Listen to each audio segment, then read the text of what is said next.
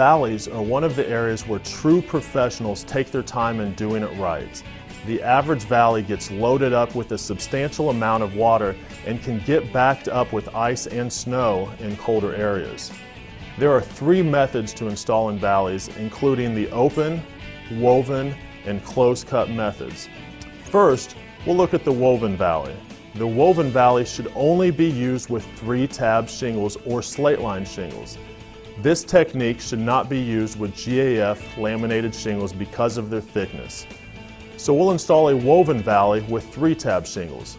Remember, valleys are a prime leak area, so it's important to be extra careful. That's why we require the use of Weather Watch or Storm Guard self-adhering leak barriers in all valleys to qualify for the Golden Pledge limited warranty. The woven valley is a very waterproof valley because it leaves no exposed openings and because the 2 sides of the valley are usually blended together seamlessly.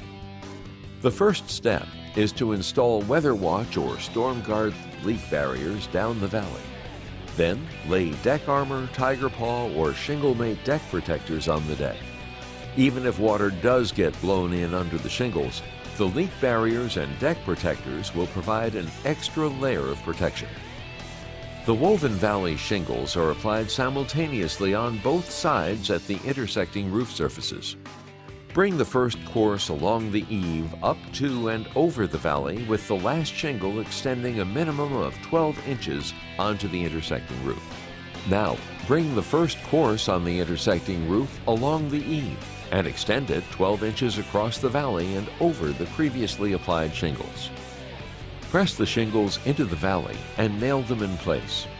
Make sure that you press the shingles far enough into the valley to prevent bridging. Use normal nailing methods, except that no nail should be within 6 inches of the center line of the valley. 2 nails should be placed at the end of each shingle crossing the valley. Continue by applying additional courses of shingles in the manner just described. The closed-cut valley is popular in many parts of the country and shows the aesthetic appeal available with asphalt roofing shingles. Now, how do you create this valley with laminate shingles? Simple. First, lay Weather Watch or Storm Guard leak barriers down the valley.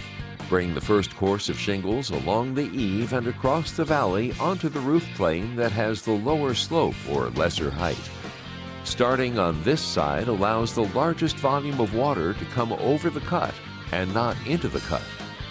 The first course is the only course that is woven with the intersecting roof surfaces. Now, apply shingles, assuring that you extend at least 12 inches past the intersecting roof. Don't make a joint in the valley. If a shingle falls short, insert a 1 or 2 tab section or 12 to 18 inches of laminated shingle in the row so that a full shingle extends over the valley. Press the shingles tightly into the valley. Make sure that the shingles lay flat enough so that no bridging occurs. Secure the shingles at the valley using normal nailing methods, but remember, make sure there are no nails within 6 inches of the valley line. This will ensure there is a 12-inch minimum nail-free zone in the center of the valley.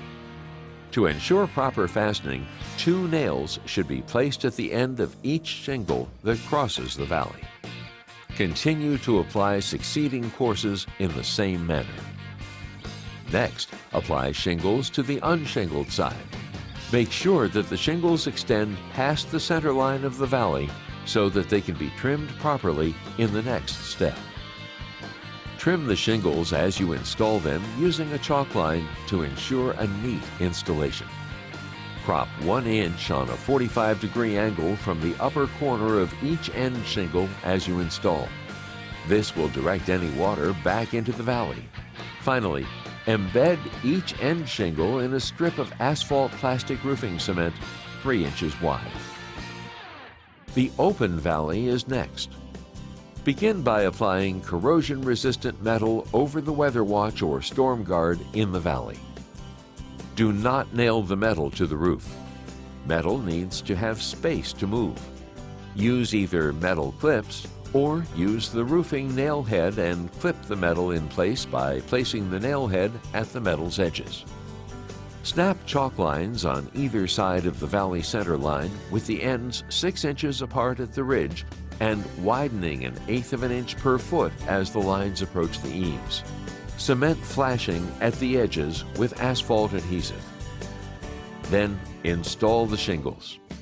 Trim the shingles at the valley and make sure to crop the upper corners to help direct water back into the valley during heavy rainfall.